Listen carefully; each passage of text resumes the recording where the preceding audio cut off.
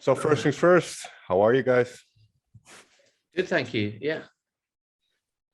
You just had a tour in the US. What was that like being back on the road after some strange years? Yeah, it was exhilarating. Yeah, definitely really enjoyable to do this thing again between us. Just share the stage and collaborate in that way was very, very nice.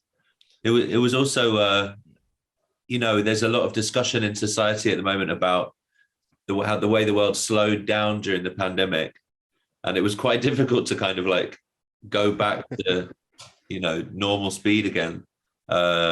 I think a lot of people are feeling that way about their jobs, their work-life balance, But overall, it was lovely. I mean, it's one of the wonderful things about the job to travel to all of these places. We went to a lot of American cities that we never visited before. Right.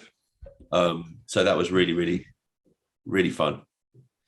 And as from a musical standpoint, then, because I imagine from a very early age, you've had a big passion for music. You make music. You have a great live reputation, and then that gets taken away, and especially the live element. Did you miss it? Because you mentioned kind of ramping up again. Did you miss kind of that being on stage or that expression? Yeah. It was hard for so many bands, I think, to lose that particular relationship that you have with an audience, or that not necessarily a relationship, but just this moment of exchanging something or being there with people, and there's no replacement for that. There's no substitute for that. So yeah, it was really amazing to be able to do it again. And I was lucky enough to do some touring in the kind of pockets of time where you could, with solo music and being an opening act for Jarvis Cocker and his band. So I kind of got to be reminded of the live situation and do a little bit, but we hadn't done loads with Hot Chip, and this was the first tour since finishing in Australia in 2020, in the beginning of 2020. So it was really, it was really amazing to just see audiences again, and to play, and to kind of feel like it had like the world could function in that way again. And right. although there were people there still wearing masks and protecting themselves, on the whole, that trip didn't feel too restricted, really. It felt quite back to normal. So it was amazing. Oh, that's very good to hear. And am I right in saying, and I don't know how much of the new music you've played on this tour, but was one of the points of emphasis for the new album, was that the live show, and to create a kind of a certain energy? Yeah, I think that is true. That was something that was inspiring me during lockdown, was the thought of the moment of playing new music for people, and trying to kind of think of just exciting kind of musical ideas to kind of to make that moment as kind of joyful and fun as possible. So that kind of informed the song called Freakout release. It started with quite a simple kind of musical idea of wanting to create, just have a riff that starts off small and builds into something monstrous, because that is something that's exciting in a live format, and then lyrically, Alexis kind of took it to somewhere so it has more depth and more kind of ideas going on in it. But yeah, I think that was one of the things that was sustaining us through lockdown, was the kind of idea of that future moment. Yeah. Okay. And Alexis, in terms of the lyrics then, because one line I wrote down was music used to be an escape. Is it still for you, can it be an escape, or is music because I imagine when you become a professional musician, music takes on a number of roles, I suppose. So for you personally, is music still an escape, or has it become more, so to say? Yeah, I suppose music is. I've not lost any passion for music. It's, if anything, it's more important to me than ever.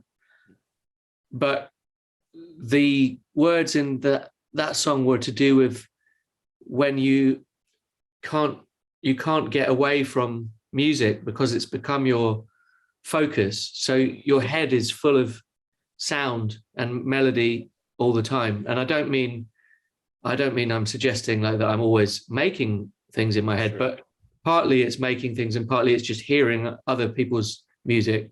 So it was about this sense of kind of mania you can get when there is music constantly soundtracking everything in your head. And I sometimes talk to other people about it and I ask them, are you hearing pop songs that you've heard on the radio or music like at all times?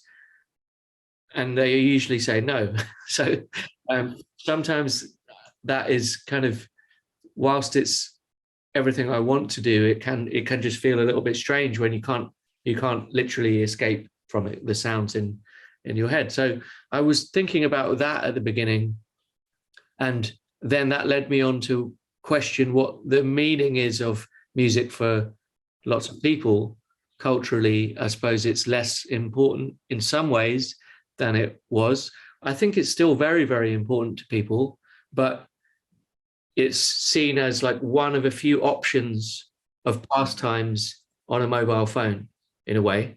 That's not all of what music is, but there is a way in which it could be just one of many apps that, and you don't necessarily have to stick with listening to a song. You might skip forward very quickly because your focus is on multiple different things vying for your attention.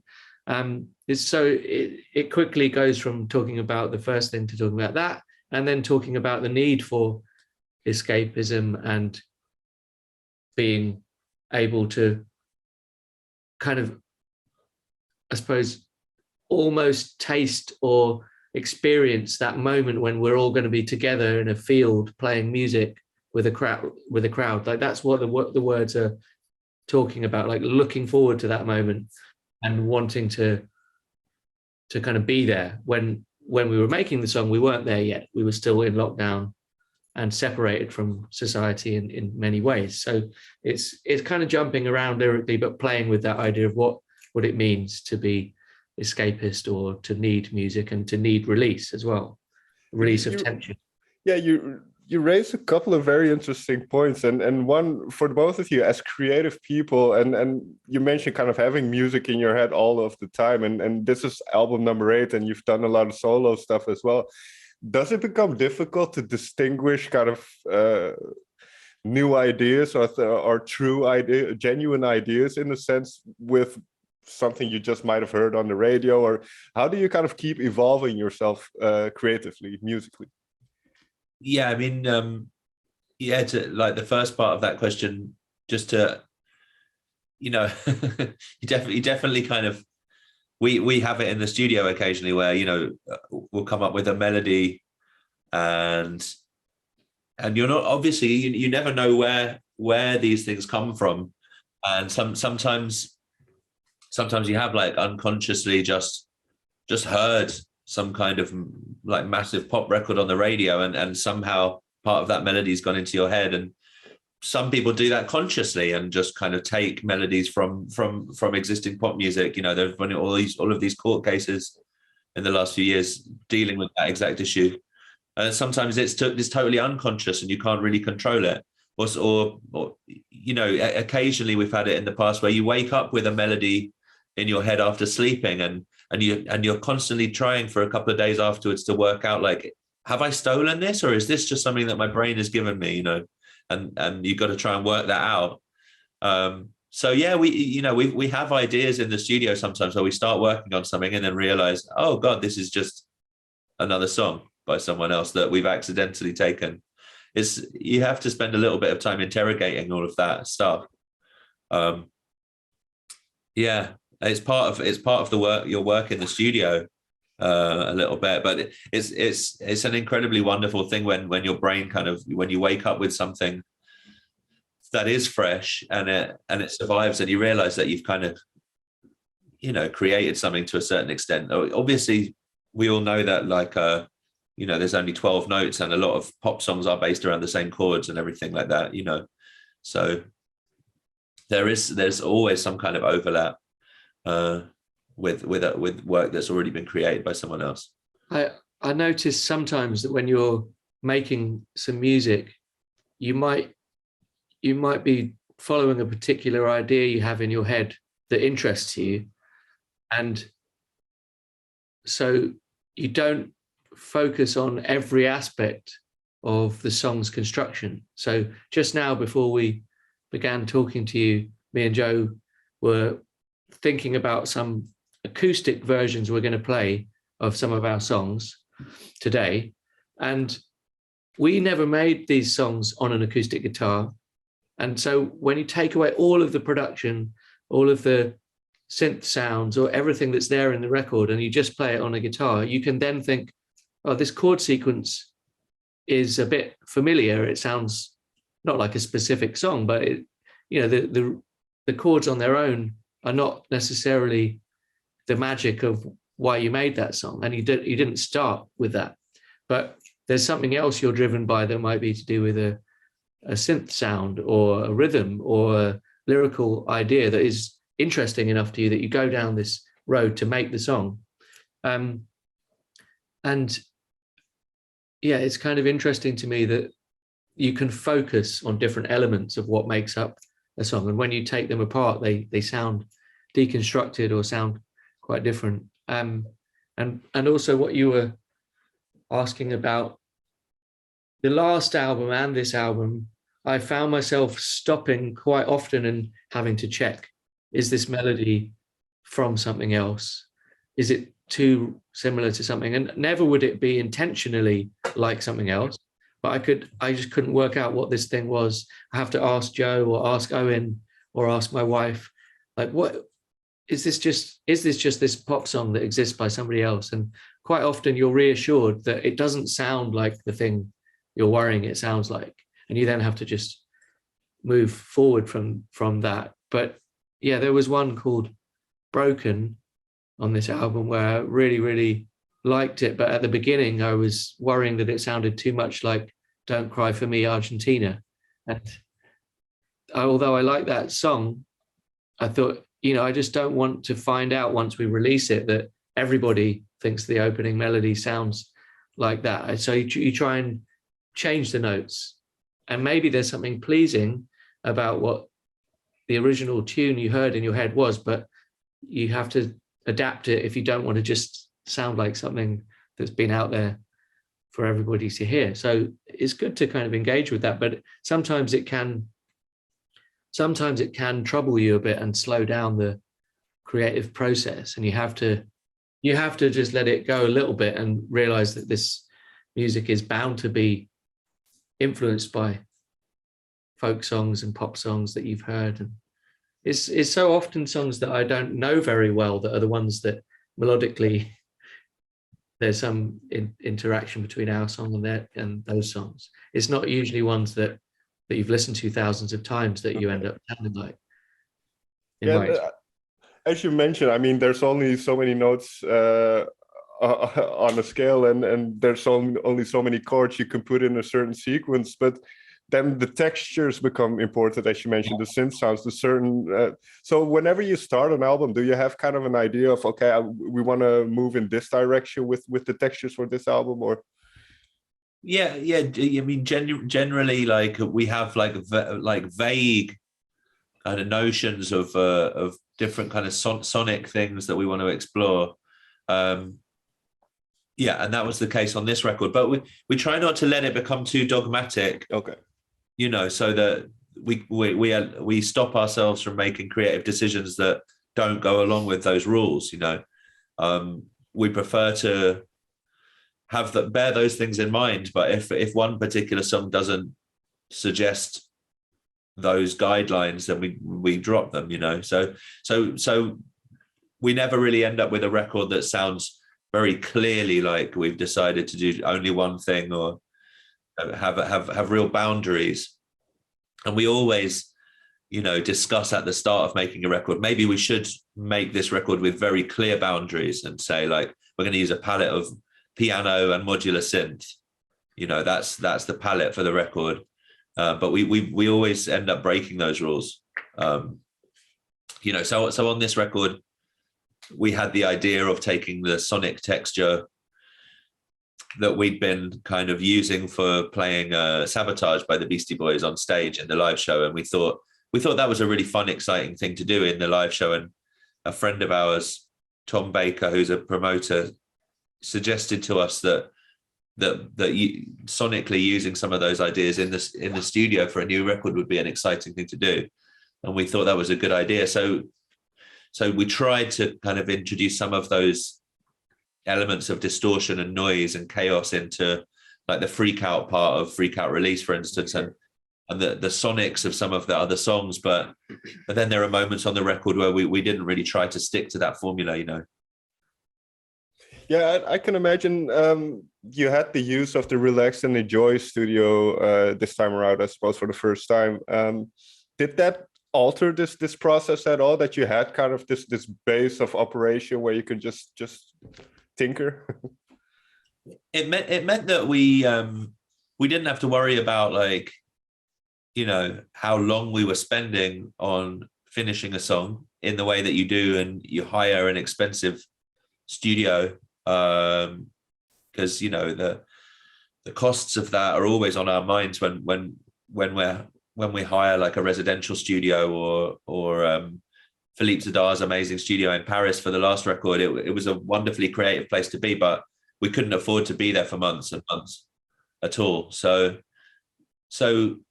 that was nice with this record, to kind of feel like this is not costing us very much money at all to do this.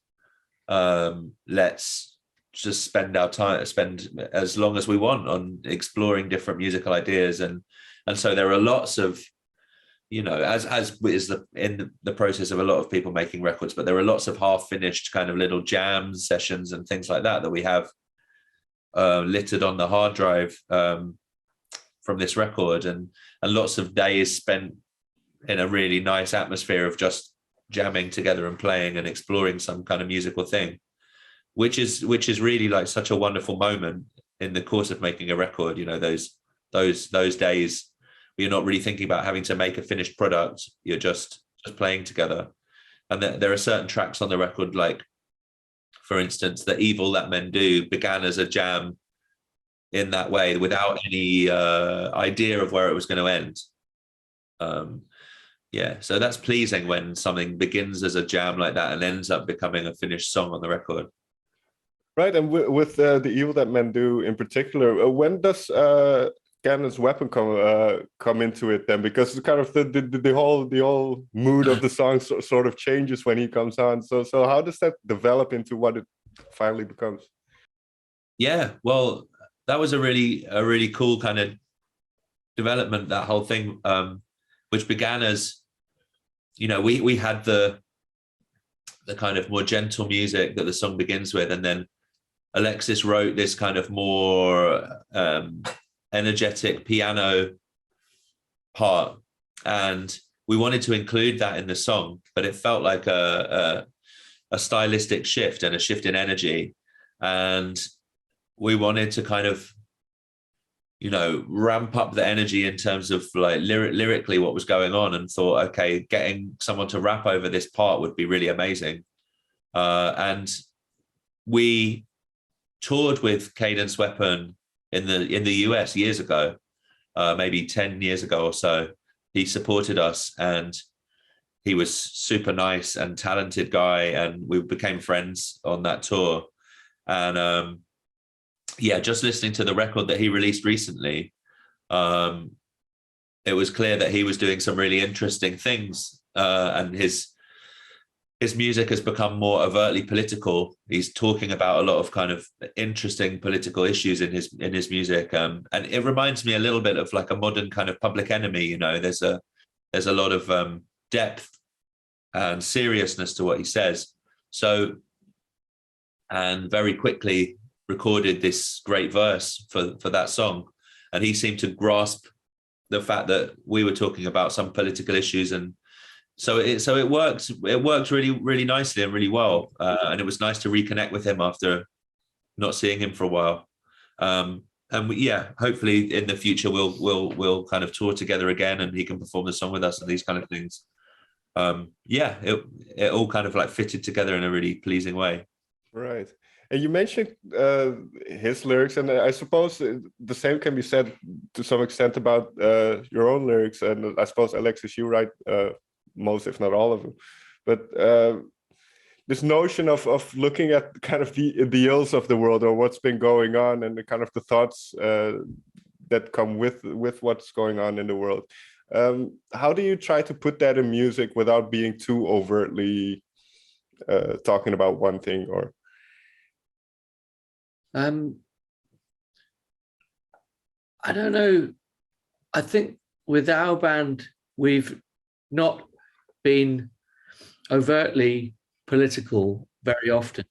So I don't think we ever worry about being too overtly political or saying one thing, because it's almost like we've not done that very much. So it's kind of a more of a new thing to focus on. But I think that you just have to write about what feels most important to you and that you're most passionate about, or whatever is preoccupying your thoughts. And obviously it involves self-editing and deciding which things stay in and which things don't. And everybody in the band has an opinion on whether this is working lyrically or not. And, you know, we kind of try to come to agreements together. But I would say, firstly, it's important to note Joe writes words as well as me, and Evil That Men Do is probably the kind of, the vocodery vocals are my words, and Joe is singing quite a lot of the chorus and the kind of sentiment at the heart of that song. And it was kind of interesting because this was largely instrumental music for a long time, or it was things with little interjections from me through the vocoder, but the song didn't necessarily have its focus until Joe wrote the words, which are now the chorus and the pre-chorus of the song. So it gave it a focus and a direction that was more overtly political. And it was kind of interesting to see that come about.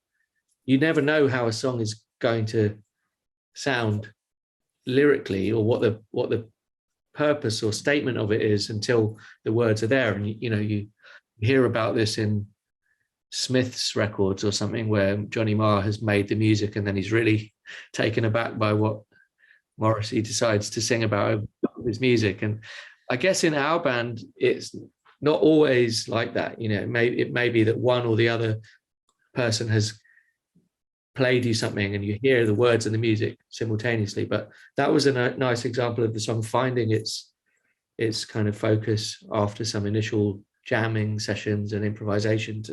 And like you've already talked about with Cadence Weapon, his arrival into the track is like the final piece of the puzzle in a way.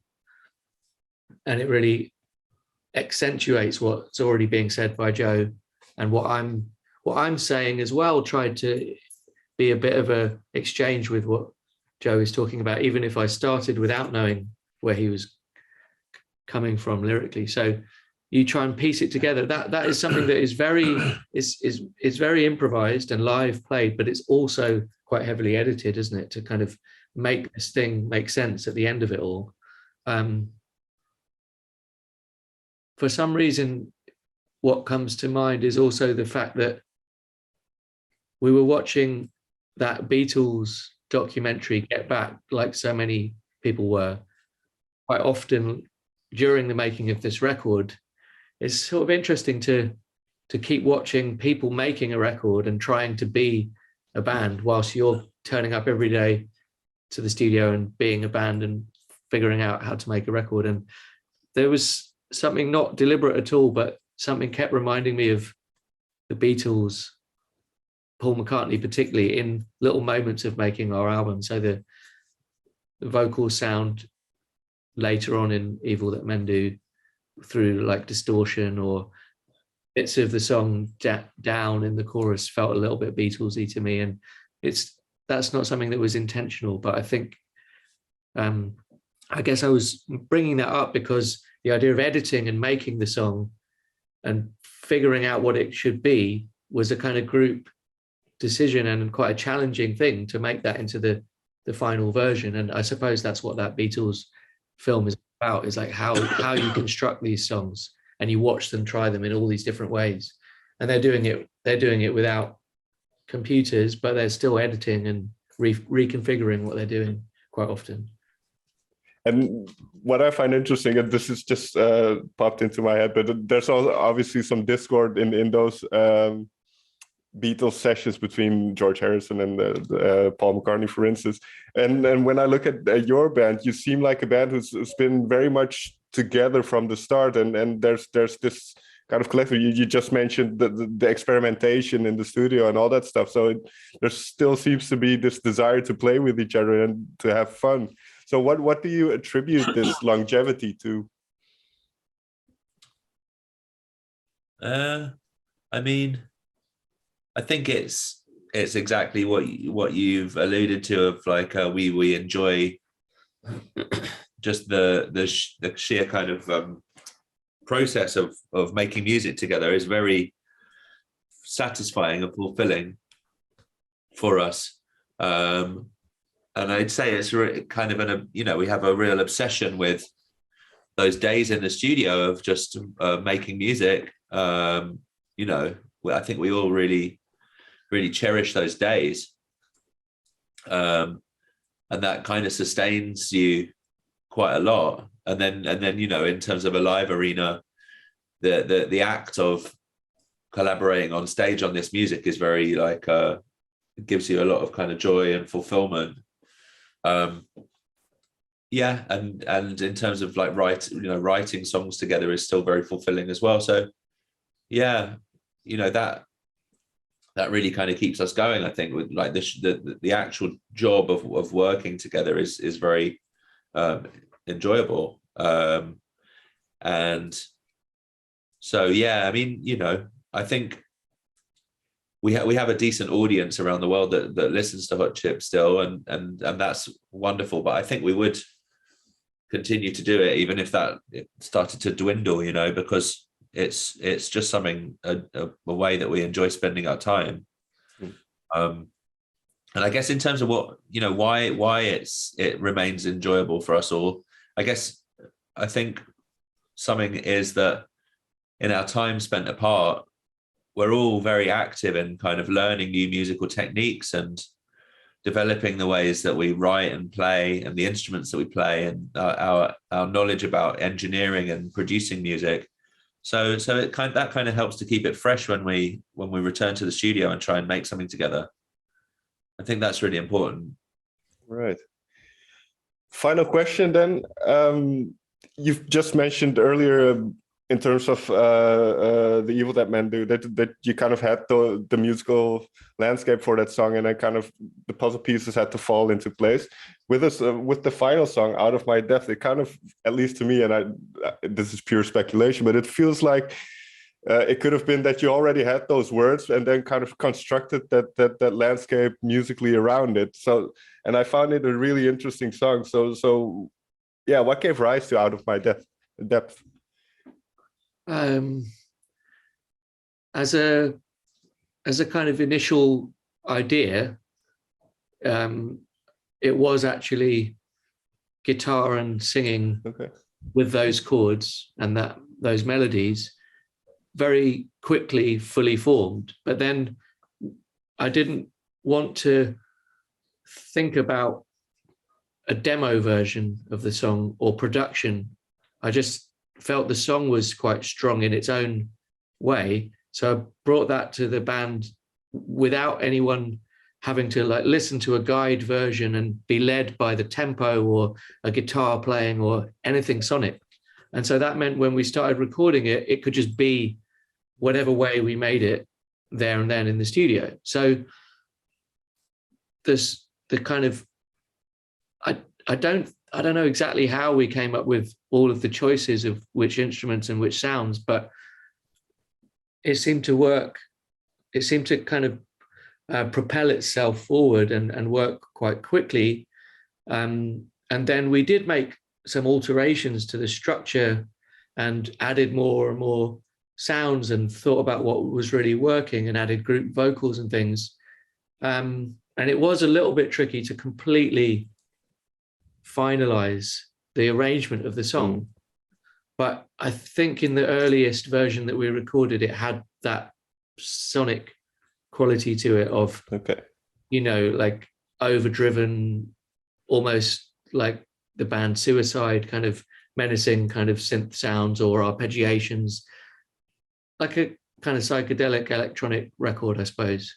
And I think something that happens in Hot Chip is you don't all necessarily share the same exact reference points. So you're free to play something that is getting at what you want to play, and nobody's saying, no, it can't be like that because I had this vision that it had to be this kind of song. So everybody's different tastes bring qualities to the track, and then it sounds the way that it finally sounds. And to me, that's a quite interesting final result for a song like that you could just play if you wanted to on a piano or a guitar, and it could be like a sort of country song or a gospel song or something, because the sentiment in it is about trying to look for the things that help you to not fall into the dark place and bring yourself out of that. So that is rooted in what I think of as kind of American gospel music or country music. But then we haven't made a track that sounds like that, and that's what's quite good about Hot Chip. I think that you can take a song and recast it in some way that is perhaps a bit more of a challenge to the origins of the song. One last thought then, because was it important to conclude the album in a positive manner then with kind of those words of wisdom or those words of aspiration? It's interesting you put it like that, because I don't know, I hadn't really worked out if that song ends up sounding positive or not. But it did to me, at least. Yeah, that's good. I think that Al maybe said to the rest of us that this feels like the final track on the album or maybe we all thought that. I don't remember now, but we did think about shifting it to much earlier in the sequence. So I guess it can't have been absolutely decided, but we do try and make the shape of a record and the arc of it feel really interesting or feel like it makes sense as a listen, even if people are going to listen on Spotify and skip things and put things end up in playlists. We're still trying to piece together albums in this, you know, quite perhaps anachronistic way of them being an album, two sides of a record.